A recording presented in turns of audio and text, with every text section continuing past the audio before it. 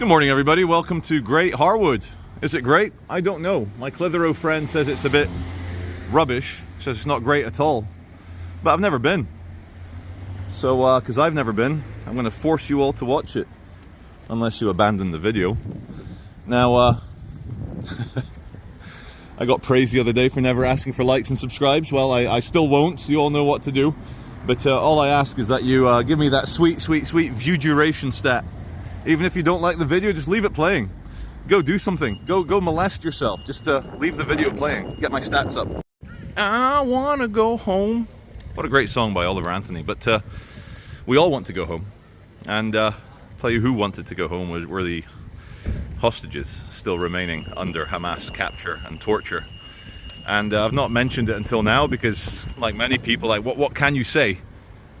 Hamas feeling that the Israeli Defense Forces were approaching in their nasty little rat tunnels.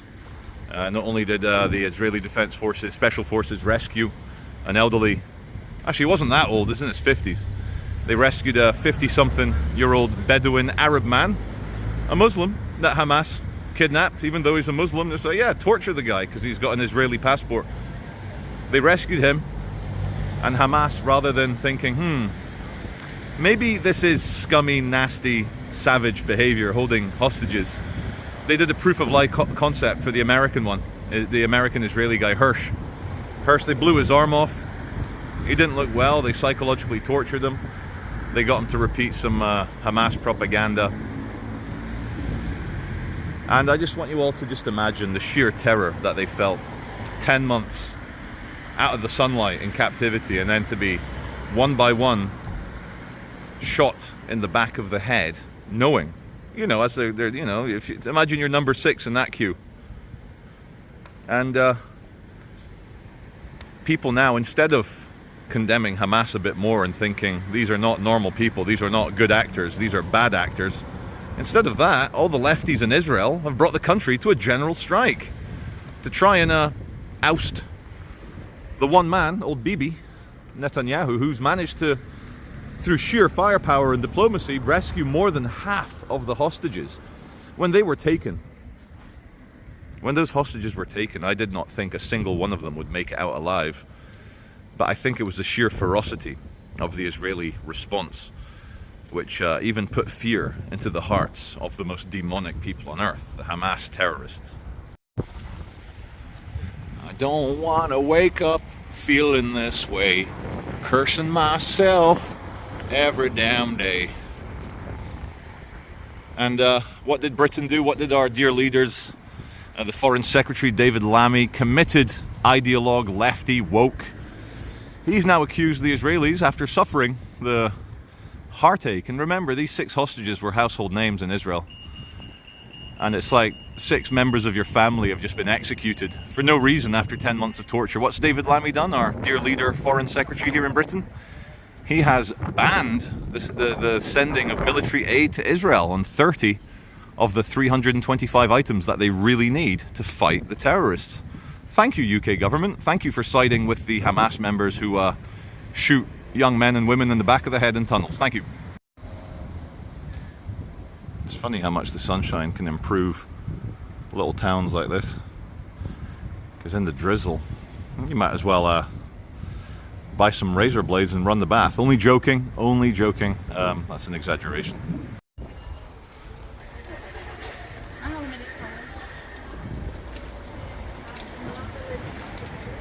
For people who have never been to Great Harwood, you're probably thinking it's very nice. And yeah, it's alright actually. It's a lot of old buildings. Not seen anyone with BPD yet. No one's started howling and screeching at me, but the day is still young. I've only just started. I will call this piece the side alley. No parking with added contrail from airplane.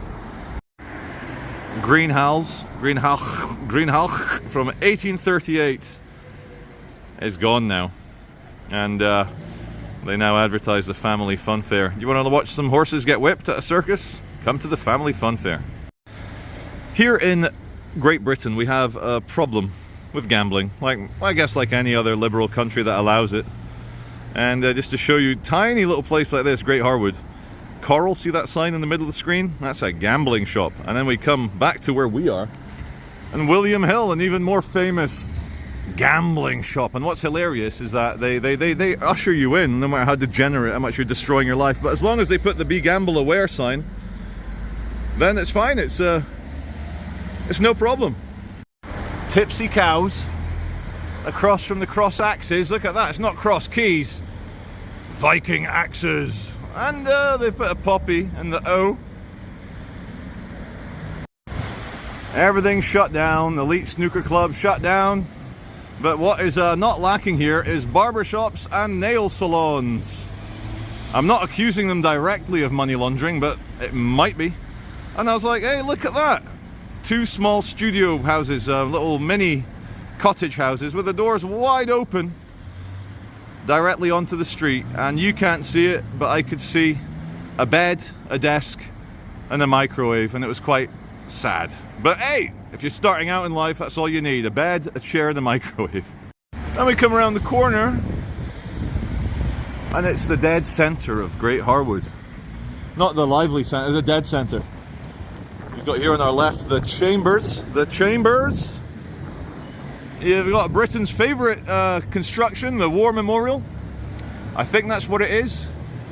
It's also doubles as a clock tower.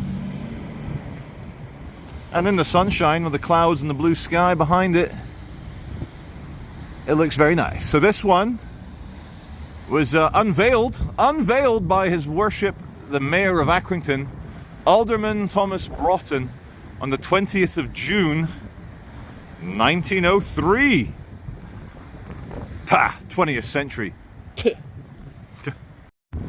Here's the main residences overlooking Town Hall Square. So run down and so close to the town square. Lol. Crackers Barbershop. Crackers Barbershop.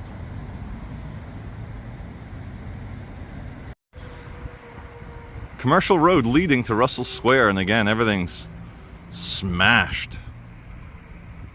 Everything's not doing well. I mean, next to it, well, there's an abandoned club called Snuffy's. This whole video is a Snuffy's movie. M&S newsagents. Don't think it's the M&S we know. Oh, look, another. No, I thought it said No Turk. Mo Turk. Another barbershop.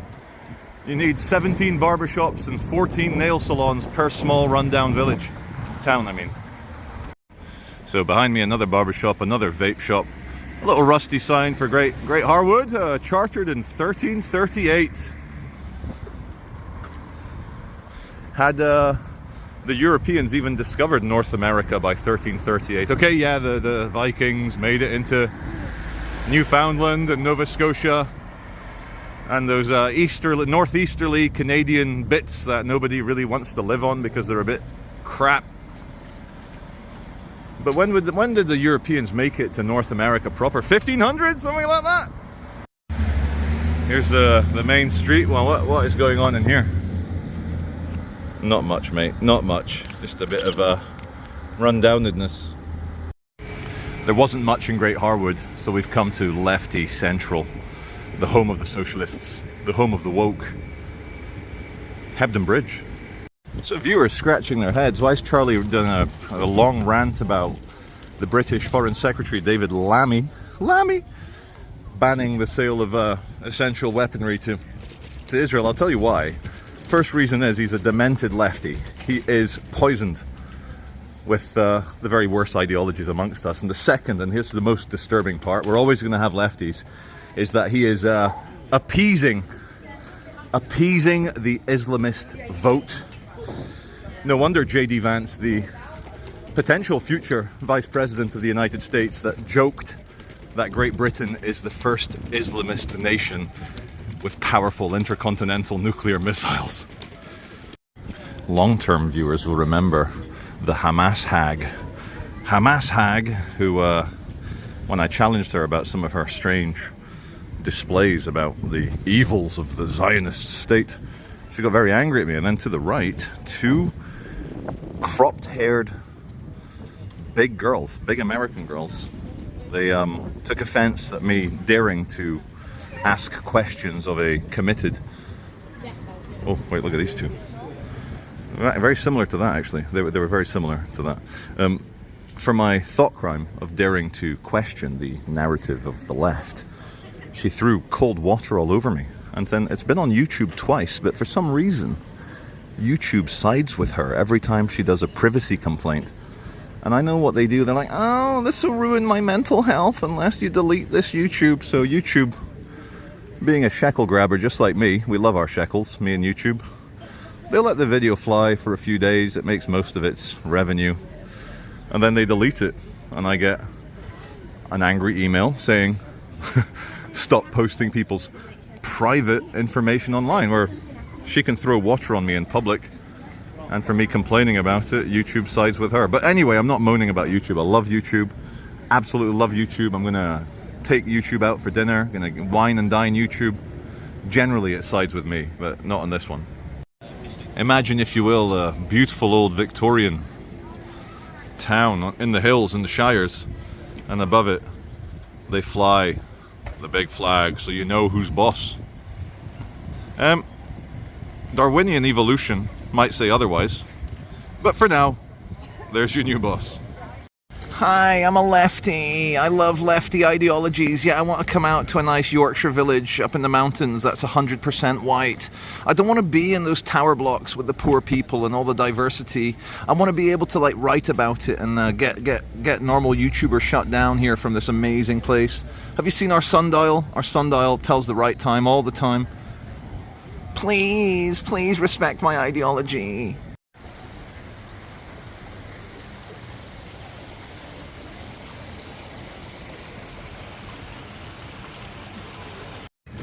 In many ways, Hamas, the terrorist organization in Gaza, they're like cancer. In fact, they're exactly like cancer.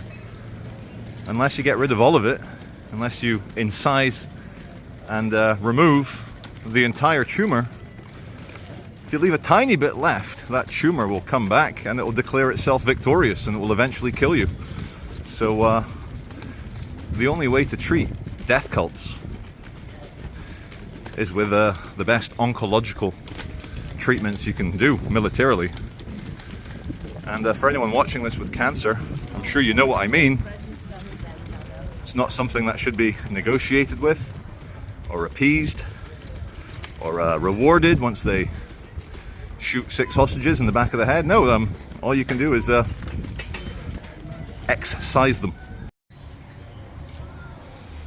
Just want to show you the colors here for the People's Pizza, because that's not focused. Come on, Samsung, you can do better than this. This little stone pillar, it celebrates the great sheep airlift of 1979 to Saint-Paul-sur-Ternoise. And I'm happy to announce the sheep made it. You know what? I should not overplay the leftism of Hebden Bridge. Yes, there's a lot of people who move here because it's a hotbed of that sort of demented thinking. Yes, that is true. But I shall tell you in a second, I've got a phone call coming. It was one of the Bogdanovs on the phone, guys. I had to take the call. Apparently Wojak had invested the last of his life savings in some shitcoin, and so we had to dump it.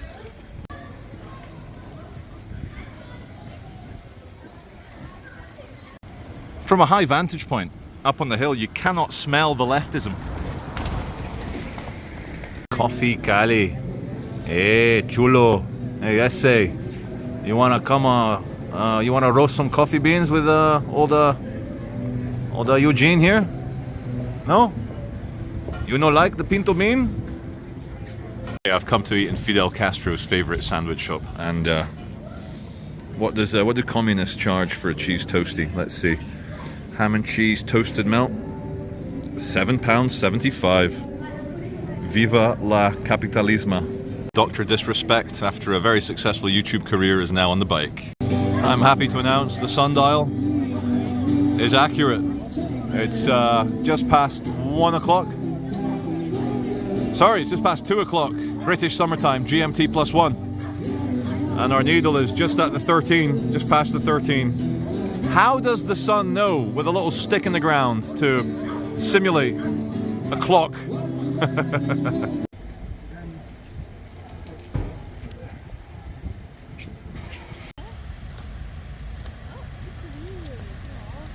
If it wasn't for the deranged communism, Hebden Bridge would be a lovely place. It just needs some more normal people.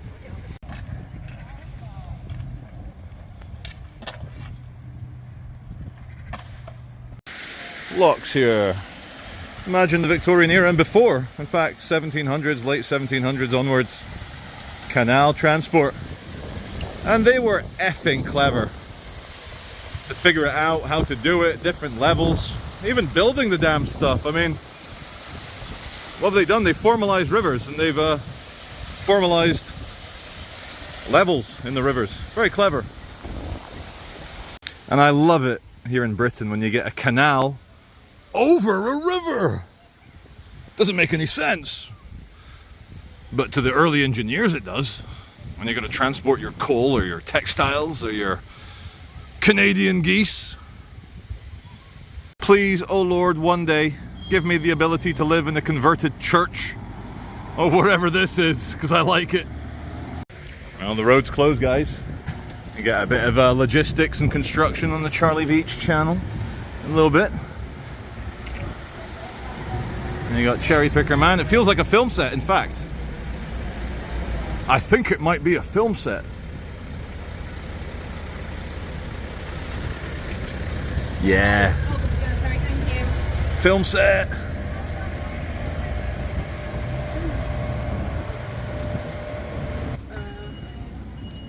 Okay. Oh God, I don't think you are you part of this production? Yes. You can't block the pavement. What about wheelchair people and prams? Thank you.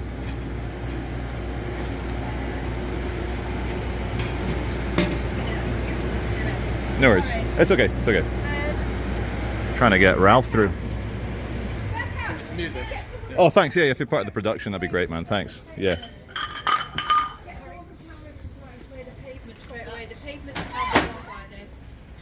Thank you. Thank you very much. That's okay. It's fine. It's done it. So the road is closed, not for construction, but for pram and wheelchair user destroying pavement grabbing action. Hello, mate. How you doing? Never thought I'd find a nice film set out I've just been watching you. Oh, have you? You've got great taste. Thank you. What is it that you're filming? It's a new BBC drama called Riot Women. Riot Women. Yeah, it's one of Saturday Night's new dramas. Do you think it's going to be full of wokeism and feminism and all that good stuff? Say no more. Thank you, mate.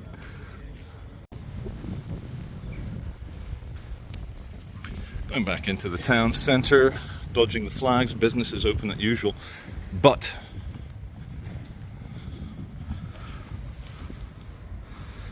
Riot Women. Hello, mate, you okay?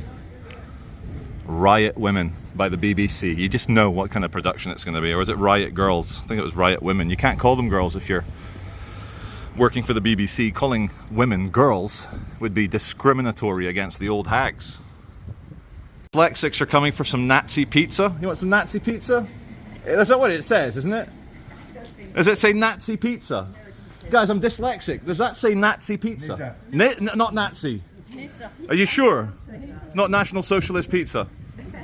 Thank you. Okay, just outside Hebden Bridge, you've got the Coalclough Wind Farm with a very specific 19 miles an hour speed limit. I guess that 1 mile an hour less means you won't hit Mr. Sheepface. Sheepy Muck Sheepface. But if you listen carefully, you can hear the wind. Wait. Hopefully not just the wind on my camera. Oh shit, there goes my alarm. I'll fix it. I'll fix it. Oh shit. I'll fix it. I'll fix it. I'll fix it. Oh, there you go. So, the climate people, they're like, we need renewable energy. And they put the wind farms in the nicest parts of England. What an eyesore. They're like, right, we're not going to put the wind farm on the edge of an industrial estate, on the edge of a crappy city. No! We're going to litter the countryside with them so that everyone gets to enjoy the Dutch windmills.